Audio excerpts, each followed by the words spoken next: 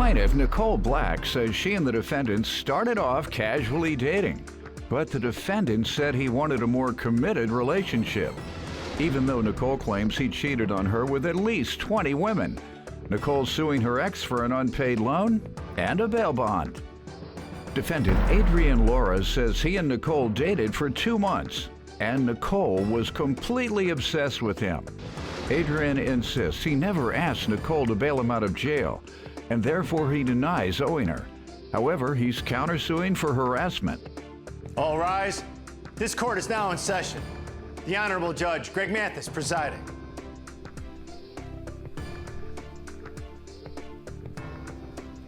You may now be seated. Start with you. So I met Adrian in August through a mutual friend. We started hanging out exclusively more often. He wanted to take things further. He wanted commitment. I wasn't ready for it at first, but you know, I took it into consideration. We ended up getting together. I don't know why he wanted to be together. When we were, he was very unloyal. The first time I actually caught him talking to other girls, he left his phone in the car. I usually don't go through phones, but I just had a really bad instinct. So I went through his phone. I found about like 20 or 30 different messages, all the same thing. Him like replying to girls' stories with hard eyes, you know, little money face emojis, all this stuff, you know. Money faces? Yeah, money Meaning faces. He's going to trick with money. them? Yeah. But yeah. Or give them money. Oh, Some yeah. folks might not appreciate the word trick with them. Yeah, oh yeah. When a man is simply offering women money and no other situation and he wants something in exchange, it's typically, that's tricking. Yeah. Go ahead. You don't want a relationship, you want to give her money for sex, that's what it is as far as I knew. Go ahead.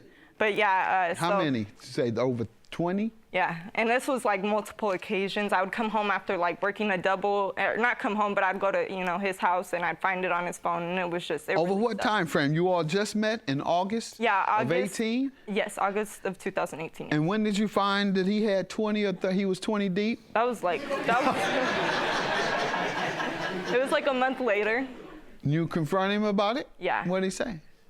He just wouldn't let me see his phone again. He didn't admit to it until, like, you know, I'd have to bring solid proof about it. And he had taken the phone back, so you didn't have the proof anymore. So I was like, you know, like I was. He erased the lady. proof. Yeah, exactly. Yeah, what girl? But. Let's see how you got 20 women. He pretty clever. Yeah. All right, you tell me about this, sir. She says you're 20 deep. You give me an explanation of what she's saying thus far. Really, Your Honor, she's obsessed with me. We was dating for a couple months, and you know, we got busy, and you know, she got hooked, of course, and. She said you had a bunch of texts she discovered. She gave you your phone back, confronted you about them, and you denied them and erased them and all that, right? I didn't even try. There was probably too many. Okay. What part of the game is that? What part of the game, if you're a player, do you have to defend yourself against one of 20? A real player say, what? Look at my text. All right, what you think of them? I don't like your text. You shouldn't have done it. That's a real player. I'm no player. I know players, and sir, you're no player. Go ahead, ma'am. Tell me what you're suing the wannabe player about. So. The wannabe. I took him to court November 20th. Court? Yeah, no. I took him to his court date. He had a court date. For his court date? Yeah, he had a bench warrant. No, you don't have to sue no player. Then again, you're suing him today. Player! Don't tell me your women sue you too. Yeah. You give them money and they still sue you. I never give them Or you send money signs promising to. Go ahead, ma'am. Yeah, but he didn't. You went to court with him for what? The court, I'm not sure what it was for, but he had a bench warrant we didn't know, so they took him right there. He had another court date that I went to. In between that, I was trying to get him some good recommendations because he did volunteer work with me at one of my jobs. So basically, after that court date, they posted the bail at one, and he called me. He said, "Hey, we talked about the bail." He said, "Can you bail me out? I have $4,000 at home. When I get home, I'll pay you back the $3,215."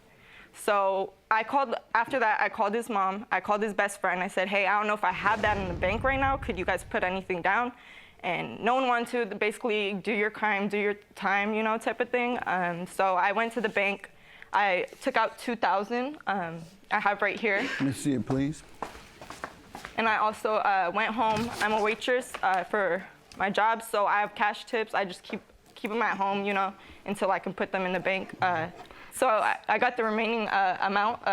So it was, I took $2,000, and then I got $1,215. I went to the bailman's at Aladdin, met up with his mom. She co-signed. I have the receipt here saying that it was just me to pay the cash. Let's see it. Yeah, it says cash, Nicole Black. But did he agree to pay you, though? Yeah, he agreed to pay me on the phone. That's the $3,215 question. Yeah. When did he say he would repay you? On the phone when you called me right after the court When did he date. say I will? Did he give an estimate, a time frame? He said when he got home, he had $4,000 at home, and that he would pay me back the $3,250. All right, and then when he got home, what did happen? We got in an argument, and he said he didn't want to pay me back because I'm not his B anymore. Okay. All right, sir. Let me hear from you. You know, I had called her from the bail phone, but I didn't. She was already on it. She was already on her way to the bank, on her way make the calls. Like, did you ever tell her you'd pay? Pay her?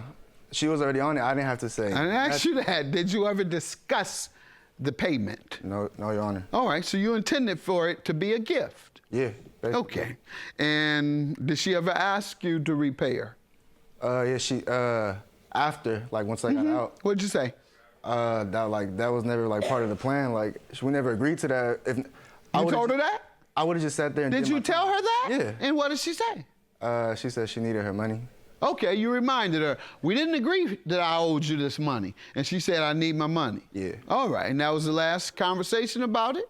Nah. When was the last conversation? I have no clue. It was actually every day she was hitting me for the money. Last day. You don't know the last time? What would you say? Every day the woman would ask you the same question. What would you do? Tell her the same answer every day?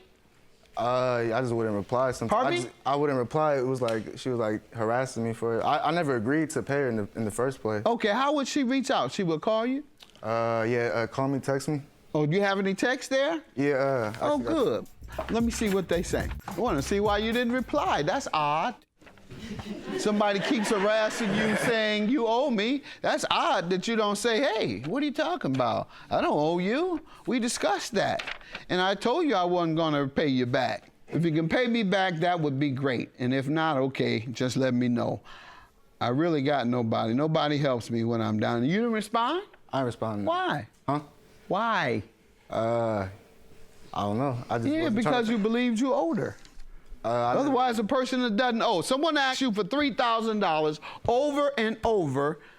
At some point you say, particularly if they've texted these 5 paragraphs, you say, why are you texting me 5 paragraphs? I don't owe you. Remember, we discussed that. Don't you remember? Instead, you say nothing. You say nothing. What's your counterclaim? $3,000 for harassment. There was actually one day she came to my house, you know, causing a scene.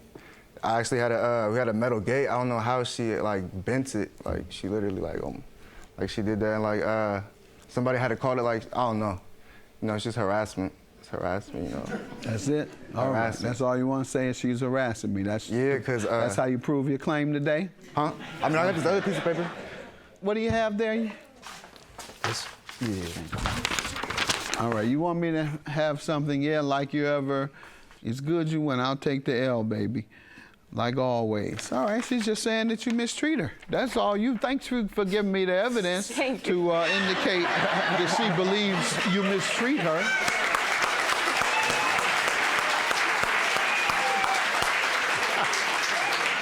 Your claim for harassment is dismissed. Indeed, what you presented me with was evidence that she believes you mistreat her all the time, and you didn't respond then. So that gives me the impression you have a consciousness of guilt. And even though it's not direct evidence to indicate that he agreed to repay you, it's circumstantial evidence that I'm going to accept. And by virtue of this circumstantial evidence, I'm going to conclude that he intended to pay you. Judgment for the plaintiff. Your claim is dismissed.